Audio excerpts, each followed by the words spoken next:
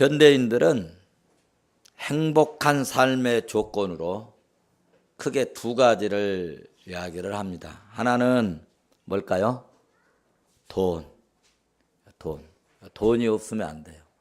돈을 벌어야 돼요. 어떻게든지 돈을 벌어야지 돈을 벌지 못하면 불행의 대명사로 여겨집니다. 돈만 있으면 뭐 하냐? 뭐가 있어야 되겠어요? 뭐가 있어야 되겠어요? 에? 돈을 잃으면 조금 잃은 것이요. 건강을 잃으면 모든 것을 잃느니라. 그래서 요즘에는 돈과 함께 건강을 꼽습니다.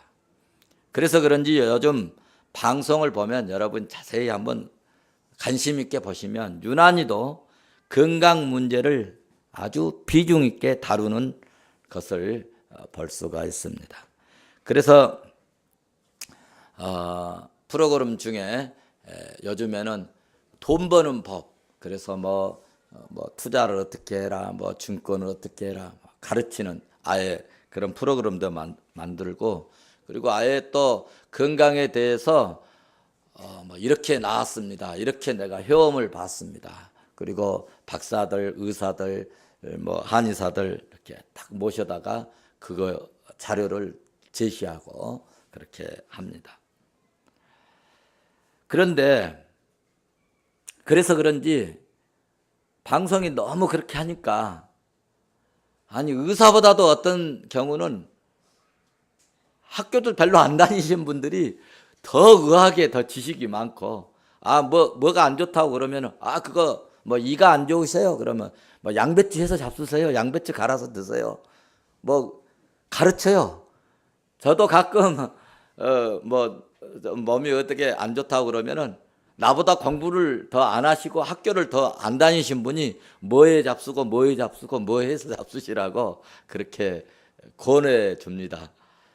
그러니까 육체 건강을 위해서 많은 이런 이제 관심을 갖고 있다는 것이죠. 그런데 중요한 것은 우리가 육체적으로만 튼튼하다고 건강하다고 말하지 않습니다.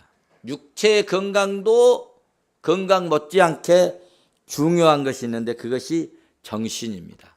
정신이 건강해야 합니다. 육체는 멀쩡한데 정신이 썩어 빠진 사람이 있어요. 지난 4월 16일 세월호 침몰 사고를 통해서 육체는 아주 멀쩡한데 정신이 썩어 빠져버린 사람들을 우리가 보았습니다. 그런데 이보다도 더 중요한 것은 영적인 건강입니다. 영적으로 건강하다는 것은 복음에 합당하게 생활하는 것입니다. 우리 성도들은 영육이 건강했으면 좋겠습니다. 옆 사람에게 우리 한번 보면서 영육이 건강합시다. 하락하는데도 안 하는 사람들은 아직도 영적으로 장애인입니다. 다시 한번 하도록 하겠습니다. 옆 사람 보면서 영육이 건강합시다. 특정 직업에 종사하거나 어떤 지위에 있는 사람들에게는 구별된 옷을 입습니다. 예를 들면 군인들은 뭘 입어요? 군복을 입습니다. 경찰은 경찰의 간복을 입습니다. 의사는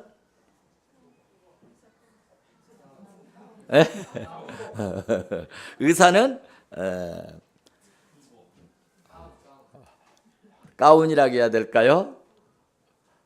또 뭐라고 해야 될까요? 의사에게는 아주 그 특징적인 옷이 있죠. 하얀 가운을 입습니다. 청바지 입고 반팔 메리아스 걸치고 병원에서 진료하는 의사를 저는 본 적이 없습니다. 그래서 이렇게 이 고유의 상징인 이런 옷, 가운, 간복 혹은 군복을 입습니다. 이렇게 구별되게 옷을 입는 것은 자신들이 어떤 사람인가를 보여주는 아주 중요한 의미가 있습니다. 세상의 수많은 사람들에게는 두 종류로 딱 구분할 수가 있어요. 이 지구상에 있는 많은 사람들을 딱 둘로 쪼갠다면 어떤 사람으로 구별할 수 있냐면 하나는 불신자, 하나는 신자입니다. 예수 믿는 사람과 안 믿는 사람, 성도와 불신자로 구별할 수가 있습니다. 그런데 어떻게 이 사람들을 우리가 좀 구별할 수 없을까? 구별할 수 없을까? 어떻게 구별할 것인가? 그것은 성도들은 성도들의 가운을 입을 수도 없고 어떻게 해서 구분할 수 있을까 할 때 여러분 생활을 봐서 구분할 수 있다는 것입니다. 생활을 봐서. 한 예로 불신자는 주일날 등산 가고 놀러 가고 혹은 집에서 있거나 어쨌든 교회를 나오지 않습니다. 그런데 예수 믿는 성도들은 그렇게 바쁘고 분주해도 피곤해도 어떻게든 교회를 찾고 교회에 나와서 예배를 드립니다. 그래서 교회 앞에서 보면은 교회로 들어가는 사람들은 저분은 교회 다니는가 보구나. 또 성경을 띄고 다니면 저분은 교회 다니시네, 신자네, 그렇게 이해를 합니다. 식당에서도 보면은 불신자와 신자를 대체적으로 구별할 수 있는 것은 신자들은 대체적으로 사람들이 많이 있어도 기도를 하면서 감사 기도를 하고 밥을 드십니다. 그런데 예수 안 믿는 사람들은 감사 기도가 어디 있어요? 그냥 음식 나오면 그냥 뭐라 해야 될까? 쳐 드신다고 그래야 될까요? 드십니다. 그런데 교회 다니는 분들도 식당에서 누구 볼까 부끄러움이 있어가지고 눈 살짝 감고 그냥 슬쩍 기도하고 드시는 경우도 더러 있습니다. 그래서 이렇게 이제 이런 것을 보면 저 사람은 교인이구나, 저 사람은 교회 안 다니시는가 보다, 그렇게 많이 이해를 하고 그렇게 또 알아갑니다. 그런데 오늘 본문에서 바울 사도는 빌립보 교인들에게 너희들이 예수 믿느냐? 그러면 복음에 합당한 생활을 하라고 말씀을 하고 있습니다. 그래서 이 시간에는 제가 예수 믿고 구원받아 의인으로 칭함받은 우리가 어떻게 살아야 할 것인가에 대해서 좀 말씀을 시간 되는 대로 드리려고 합니다. 이 시간 성경이 권면하는 말씀을 듣고 변화된 그리스도인이 될 수 있기를 주의 이름으로 축원합니다. 제가 지난 시간에 구원에는 세 가지 시제가 있다고 말씀을 드렸죠.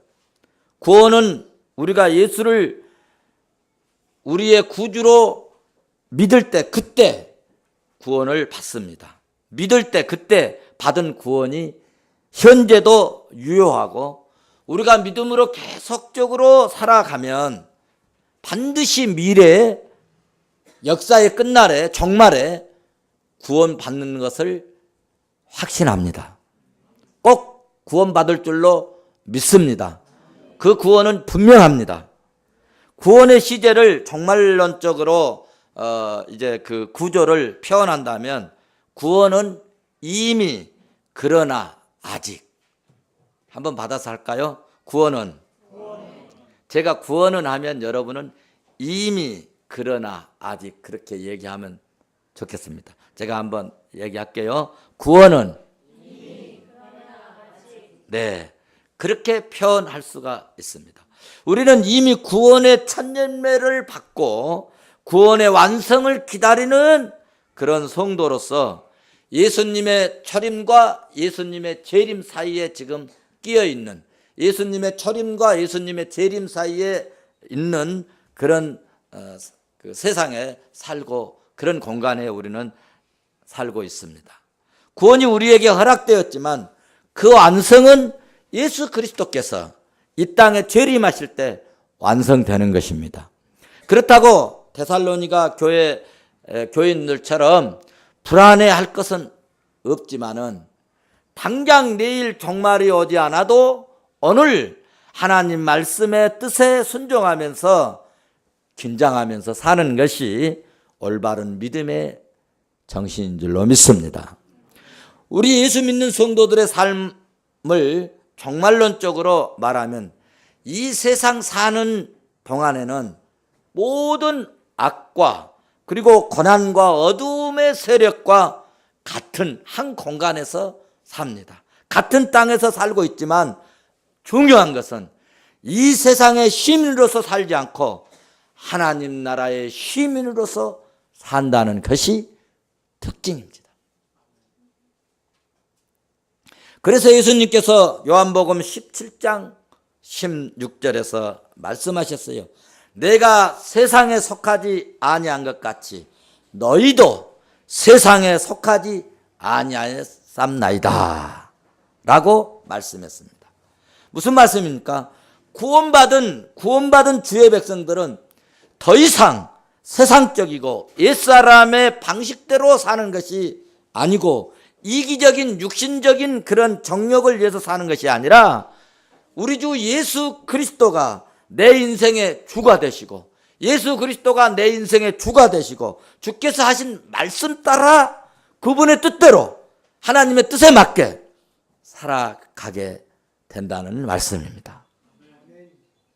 다시 말씀드리면 세상적인 가치를 추구하는 것이 아니라 하나님의 말씀에 내 삶이 기준이 되고 하나님의 말씀이 내 삶의 기준이 되고 영적인 가치를 추구하면서 사는 삶, 이것이 구원이고 이것이 구원받은 백성들의 삶이라는 말씀입니다. 그래서 사도 바울이 아주 중요한 교리를 1장부터 로마서 1장부터 쫙 말씀해요. 11장까지 장황하게 이런 사람이 이렇게 돼서 이렇게 구원받는 거야. 장황하게. 여러분 성경이 얼마나 중요한 그 엑기스만 말씀드리는데 로마서 1장부터 11장까지 이 구원의 교리를 잘 말씀하고 있어요. 그런데 12장에 오셔가지고 하는 말씀이 우리에게 아주 중요한 말씀을 하셨는데 12장 2절에서 너희는 이 세대를 본받지 말고 오직 마음을 새롭게 함으로 뭘 받아서? 변화를 받아 하나님의 선하시고 기뻐하시고 온전한 뜻이 무엇인지 분별하도록 하라. 이 구절에서 너희는 이 세상을 본받지 말라는 말씀에 매우 중요성이 있음을 알아야 합니다. 이 세상을 본받지 말아라. 이 세상 사람들이 사기치고 거짓말하고 술수 쓰고 불의와 타협하고 악을 행해서 무엇을 취하고 그래서 부자가 되고 그래서 주식회사 세묘를 만들어 놓고 돈을 엄청나게 만들고 금수원을 만들어 놓고 살아도 그것을 부러워 생각하지 말고 너희들도 그런 식으로 돈 벌지 말아라. 이런 이야기입니다. 여러분 세상의 구조는 너 죽고 나 살자입니다. 세상의 구조는 너 죽고 나 살자예요. 그런데 믿음의 구조는 영적인 구조는 그렇지 않습니다. 하나님 나라 구조는 내가 죽고 너를 살리는 것입니다. 이것이 영적 구조입니다. 그래서 진짜 예수 믿는 사람은 내가 희생하고 내가 정말 죽을 고비에 빠진다 할지라도 남들에게 유익이 되고 남들에게 도움이 되고 남들에게 어떤 좋은 결과를 가져오면은 내가 피투성이가 되고 죽음의 이기에 가도 희생하고 그것을 감당합니다. 만약에 이번에 말이죠. 세월호 침몰을 때 진짜 예수 믿는 사람들이, 진짜 예수쟁이가 거기 있었다면 많은 생명을 살렸으리라 나는 믿습니다. 믿습니다.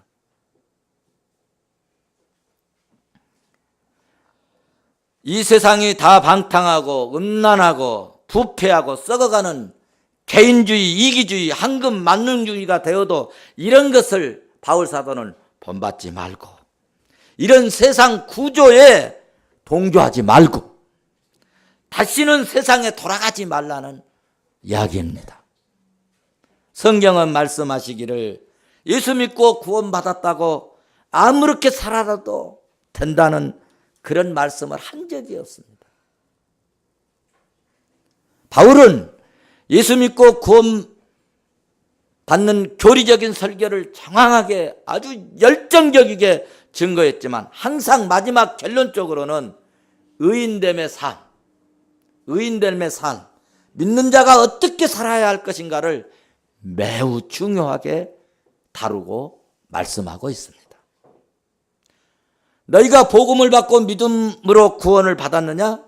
그러면 하나님 나라의 시민으로 살라는 말씀입니다.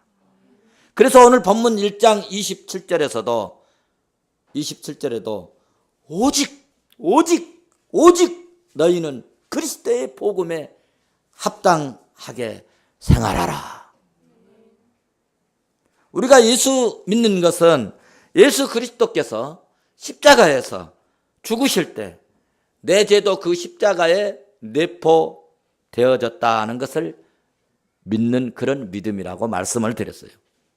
그리고 이제는 내 주장대로 사는 것이 아니라 하나님을 절대로 의지하고 신뢰하고 의존하는 그런 삶을 사는 것입니다. 사랑하는 성도 여러분, 지금 한국교회가 오늘 기도한 대로 많은 비난을 받고 있는 이 중에 하나가 뭐냐 하면 믿음은 있는데 윤리를 내포하지 않는 교리적인 믿음만 갖고 있기 때문에 그렇습니다. 그래서 많이 알아요. 성경 공부 많이 해가지고 어쩔 때는 저보다 손글을 더 많이 아는 분들이 많아요. 그리고 어떻게 구원받는다는 것에 대해서도 잘 알아요. 그런데 삶 속에서 그 복음의 내용이 꽃 피어지거나 열매가 나타나는 게 아니라 삶 따로 교리 따로 사는 겁니다. 이것이 문제입니다. 윤리를 내포하지 않은 믿음은 여러분 헛믿음입니다. 야고보 사도가 말한 것처럼 죽은 믿음입니다. 바리새적인 믿음입니다. 우리가 예수 믿고 성도가 된 것은 믿음으로 의인이 되고 하나님을 절대로 신뢰하고 절대로 의존하고 하나님 말씀에 순종함으로 내 노력, 내 힘과 내 능력으로만 사는 것이 아니라 하나님의 능력과 하나님이 주신 풍성한 이 지혜로, 그리고 풍성한 하나님이 주시는 물질과 넉넉하고 풍성한 마음으로 사는 것입니다. 여러분 꼭 기억하실 것은 하나님께 대한 순종 없이 하나님께 의존한다고 주장하면서 하나님께 순종하지 않는다면 그것은 하나님께 대한 믿음이 아니라 단지 내게 대한 의존일 뿐이라는 것입니다. 자기 스스로 상상한 것을, 자기 스스로 생각한 것을 하나님을 믿는 것으로 생각하고, 그리고 자기 스스로 그것을 상상하고 믿는 것을 하나님 믿는 것이라고 이렇게 생각하면 안 된다는 것입니다.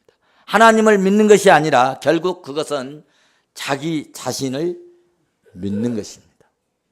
하나님은 좁은 문으로 가거라 그렇게 말씀하고 있어요. 그런데 나는 큰 문으로 가기를 원합니다. 그러면서 하나님 나에게 은혜를 주시옵소서, 축복해 주시옵소서. 새벽 기도하고 철학 기도하고 작정기도 하고 때로는 금식기도 하고 그러면서 하나님 나에게 넓은 이 문으로 잘 통과할 수 있도록 은혜를 달라고 합니다. 하나님 역사해 달라고 합니다. 이런 식의 신앙은 큰 교만이고 샤머니즘 사상이고 하나님 앞에 변화받지 못한 삶입니다. 내가 가는 길이 여러분 힘들고 좁은 길이고 어려워도 그것이 주님 뜻이라면 그 뜻에 순종하면서 가는 것이 여러분 믿음입니다.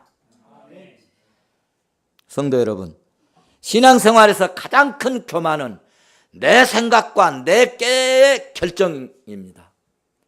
내 깨로 결정하고 내 생각으로 결정하는 것입니다.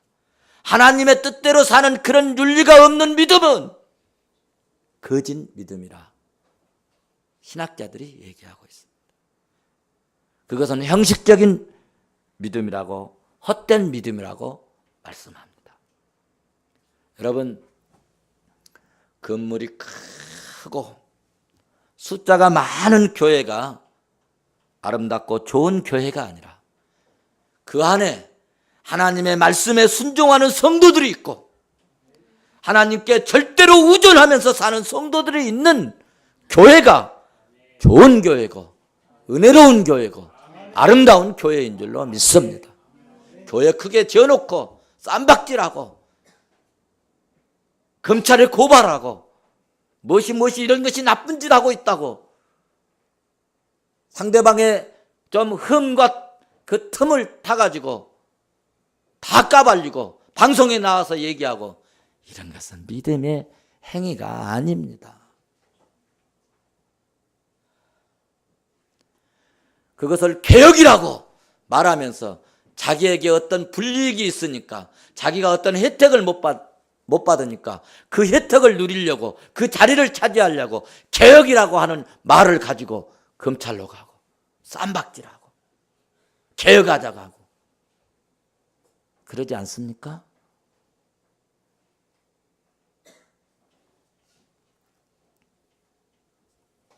저는 이번에 전국 목사장로 기도의 마무리 대표 기도를 하나님의 은혜로 이렇게 담당을 했습니다. 기도 내용 중에 다시는 싸움질하지 않는 교회, 시기 질투하지 않는 그런 교회로 서졌으면 좋겠다. 그런 내용을 하나님께 기도했습니다. 하나님을 의지하는 믿음의 사람들은 불의와 타협하지 않습니다. 하나님을 의지하는 믿음의 사람들은 죽음을 두려워하지 않습니다. 하나님을 의지하는 사람은 남의 허물을 드러내지 않습니다. 아멘 안 하셔도. 하나님을 의지하는 사람은 오래 참고 시기하지 아니하며 무리하게 행하지 않습니다. 이런 믿음의 사람 한 분을 소개하고 말씀을 마치도록 하겠습니다. 사도 요한의 제자요, 서머낙 교회의 감독이었던, 오늘로 말하면 장로님이 있었어요. 그분이 누구냐 하면 폴리갑이라는 아주 참된 장로요 석사도였습니다. 2세기 중엽에 당시 최대의 성도들의 시험거리가 뭐였느냐 하면 황제의 제의에 거부하는 것이었어요. 그거 뭐냐 하면은 당시 사람들은 로마 황제를 위하여 한 줌의 이 향을 피우고 그리고 가이사를 신처럼 반드시 큐리오스 주님으로 부르도록 강요했습니다. 우리가 오늘 예수님을 주님이라고 하는 것처럼 한계를 주라고 그렇게 시인하고 고백해라 그렇게 하는 거였어요. 그래서 한계 승배가 그 로마 천지에 완전히 자리를 잡았어요. 근데 그 당시 로마인들은 종교의 본질적 기능이 뭐냐 그렇게 뭐냐고 생각했냐면은 제국의 이 이익을 위해서 봉사하고 국가와 그 한계의 안녕을 기원하는 것이 종교의 본질이다 그렇게 생각을 했어요. 그래서 한계 숭배 거부는 곧 제국에 대한 반역으로 간주되었고 이 죄를 범하게 되면 사형에 처하게 하는 중범죄자로 몰리게 되었습니다. 그런데 서문학 교회 감독인 이 폴리갑 장로님은 한계 숭배를 거부해서 마침내 군인들이 잡으러 왔습니다.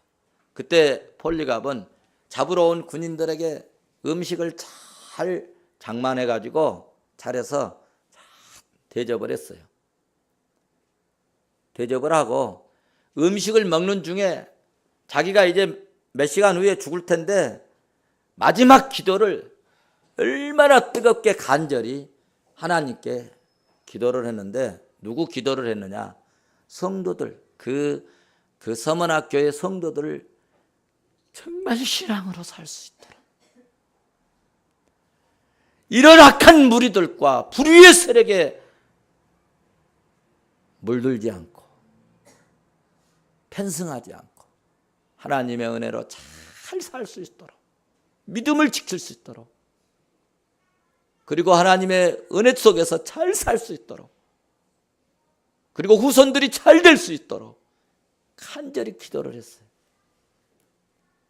그래서 밥 먹으면서 이 기도를 다 들고 정말 저 사람은 정말 경건한 사람이다 그렇게 여겼다고 합니다.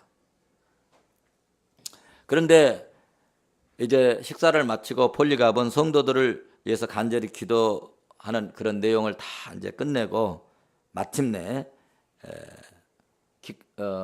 기꺼이 두 손을 이렇게 묶인 채로 서머나 이 노총 극장으로 끌려갔습니다. 극장 안에는 많은 군중들이 있었습니다. 저도 그 노천 극장을 가보았습니다. 거기에서 듣거나 말거나 저도 막 애쳤어요. 사람들이 이제 그 극장에 한번 앉아서 막 여행 오신 분들이 이렇게 앉아 있거든요. 그런데 그 사람들에게 제가 막 애쳤어요. 주 예수를 믿으라! 하고 막 애쳤어요. 그러니까 사람들이 저 사람 뭐 한 사람이지? 그렇게 생각을 했을 거예요. 그리고 이제 한쪽에는 굶주린 그런 사자들이 막 으르렁대고 있었는데 한 그 집행관이 말을 합니다. 지금이라도 늦지 않았으니 그리스도를 욕하고 모른다고 부인해라. 그러면 내가 맹세코 너를 살려주리라. 그렇게 말을 했습니다. 그럼에도 불구하고 폴리갑은 조금도 두려워하지 않고 오히려 말하기를 내가 86년 동안이나 예수님을 섬겼으니 그분은 단 한 번도 나를 배신하지 않았는데 단 한 번도 배신하지 않았는데 내가 어찌 주님을 모른다고 하며 욕하라고 하느냐. 단호히 하늘을 우러러 보면서 사랑하는 주님, 저를 순교자로 택하여 주시고 부활과 영생의 잔을 주시니 그 은혜 감사합니다. 하나님 아버지, 그리스도께 영원토록 영광과 존귀를 돌립니다. 아멘 하고 천사와 같은 얼굴을 하고 그는 끝내 불에 타 순교하였답니다. 사랑하는 성도 여러분, 폴리갑 속사도는 육신은 불에 타서 순교를 했을지라도 그의 영혼은 구원받은 축복의 장로가 된 줄로 믿습니다. 주님 말씀하셨습니다. 마가복음 8장 35절에서 누구든지 자기 목숨을 하고자 하면 잃을 것이요.